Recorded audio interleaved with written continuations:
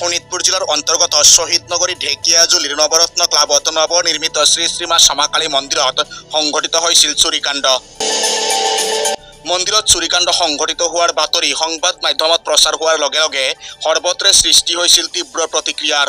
সমান্তৰালভাৱে চোৰৰ সন্ধানত ঢেকিয়াজুলি আৰক্ষীয়ে চলাইছিল তীব্ৰ অভিযান। ঢেকিয়াজুলি আৰক্ষী থানাৰ ভাৰপ্ৰাপ্ত আৰক্ষী বিষয়া দীপক দাসৰ নেতৃত্বত তীব্ৰ অভিযান চলাই চুৰিকাণ্ড সংঘটিত কৰা যুৱকক মেধিচুপুৰী গাঁৱৰ পৰা আটক কৰিবলৈ সক্ষম হৈছিল। ইয়াৰ পিছতে উক্ত ঘটনাৰ প্ৰাৰম্ভিক তদন্ত কৰি চোৰটোক গ্ৰেপ্তাৰ কৰে ঢেকিয়াজুলি আৰক্ষীয়ে। ঢেকিয়াজুলি আৰক্ষীয়ে অতি তৎপৰতাৰে চোৰটোক গ্ৰেপ্তাৰ কৰাত ঢেকিয়াজুলি আৰক্ষী থানাৰ ভাৰপ্ৰাপ্ত আৰক্ষী বিষয়া দীপক দাস আৰু ঢেকিয়াজুলি আৰক্ষী থানাৰ উপ পৰিদৰ্শক দীপক তালুকদাৰক সম্বৰ্ধনা জনায় ঢেকিয়াজুলি নৱৰত্ন ক্লাবে। আৰক্ষীৰ এই সফলতা সন্দৰ্ভত নৱৰত্ন ক্লাবত নৱনিৰ্মিত শ্ৰী শ্ৰীমা শ্যামাকালী মন্দিৰ নিৰ্মাণ সমিতিৰ সভাপতি মহাবীৰ শেঠিয়াৰ লগতে মন্দিৰ পৰিচালনা সমিতিৰ বিষয়ববীয়াই ঢেকিয়াজুলি আৰক্ষীক আন্তৰিক অভিবাদন জ্ঞাপন কৰে।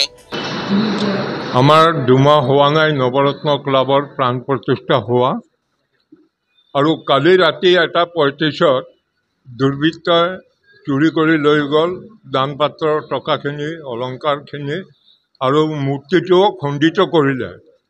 এইটো আমি থানাত জনোৱাৰ পিছত ঢেকিয়াজুলি আৰক্ষী থানাই দীপক দাস ছাৰৰ নেতৃত্বত 12 ঘণ্টা নহওঁতে যি চোৰক আৰু দুৰ্বৃত্তক কৰায়ত্ব কৰিলে, তাৰ কাৰণে আমি নৱৰত্ন ক্লাব আৰু ঢেকিয়াজুলিৰ হৈ তেখেতক বহুত বহুত ধন্যবাদ জ্ঞাপন কৰিছোঁ।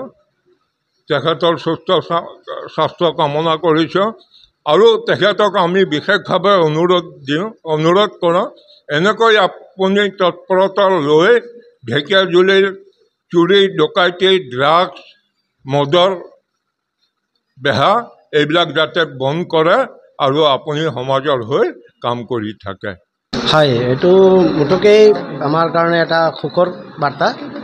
আমি আগে পিছে ধৰক পুলিচলৈ অভিজ্ঞতা বেলেগ বহুতৰ বেলেগ আছিলে, কিন্তু আজি যেতিয়া ৰাতিপুৱা আমি ঢেকিয়াজুলি আৰক্ষী চকীত খবৰটো দিছোঁ আমাৰ মন্দিৰৰ হৈ যোৱা বিবৃতিৰ দ্বাৰা ঘটনাখিনিৰ কাৰণে, তাৰ 10 পৰা 12 ঘণ্টাৰ ভিতৰতে পুলিচে নিজৰ চ'ৰ্চ আৰু কৰি চোৰজনক কৰায়ত্ব কৰিছে। সেইটোলৈ আমি আনন্দিত।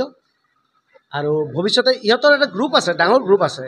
এতিয়া আমি অচি ছাৰক এইটোৱে ৰিকুৱেষ্ট কৰিছোঁ যে অকল আমাৰ মন্দিৰটো বুলি নহয়, আজি 10-15 দিন আগত ঢেকিয়াজুলিৰ আমাৰ চিনাকিৰ ভিতৰতে মন্দিৰৰ 100 মিটাৰ ভিতৰতে আৰু এটা জেগাত এনেকৈ চুৰ হৈছে। সন্দেহজনক ভিডিঅ' ফুটেজত আমি চাইছোঁ, ছেম চুৰি হয়। এতিয়া আমাৰ ঢেকিয়াজুলি আৰক্ষী বিষয়াসকলে তদন্ত কৰি চাওক। ইপিনে ঢেকিয়াজুলি আৰক্ষীৰ সফলতাত অভিনন্দন জনালে সনাতনী বীৰ হিন্দু সেনাৰ অসম প্ৰান্তৰ সহপ্ৰমুখ মণিকণ দাসে। যোৱাকালি ৰাতি আপোনাৰ মন্দিৰত চুৰ কৰি লৈ গৈছিল আৰু মন্দিৰটো ক্ষতি কৰি গৈছিল। এই মন্দিৰটো ক্ষতি কৰিছে, চুৰটোক কিন্তু আৰক্ষী 12 ঘণ্টাৰ ভিতৰতে ধৰিছে দীপক দাসৰ নেতৃত্বত। বিশেষকৈ সনাতনী বীৰ হিন্দু সেনা মন্দিৰ কমিটি আৰু বিশেষকৈ হিন্দু সংগঠনে দীপক দাসক ধন্যবাদ দিছোঁ। ঢেকিয়াজুলি এনেকুৱা অচি লাগে, আৰু এইটো অচি নিজৰ সততা দেখাই দিছে। 12 ঘণ্টাৰ ভিতৰত আৰক্ষী চুৰটোক কৰায়ত্ব